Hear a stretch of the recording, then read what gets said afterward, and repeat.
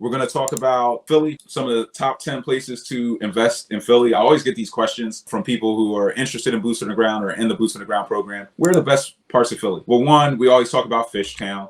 Fishtown is just very attractive. Prices have risen the most. Brewery Town is number 2 on the list. It's in North Philly.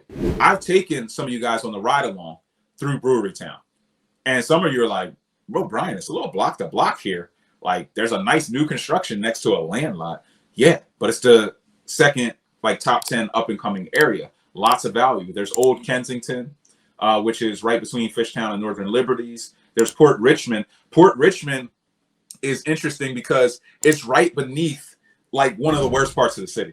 So you have, like, the worst part of the city. And then if you go a couple of avenues down, top 5. Like top 5. And the values go from $60,000 for a 3-bed, 1-bath to $350,000 for a 3-bed, 1-bath. It's kind of crazy. But this is why you need to come out to a real estate ride along and feel it. Chestnut Hill is like getting out into the suburbs. Logan Square is kind of center city. Strawberry Mansion is actually number 7 on this list, which I thought was pretty interesting because many people consider Strawberry Mansion to be like, it used to be D class, but to me it's C class because it's not the worst part of the city.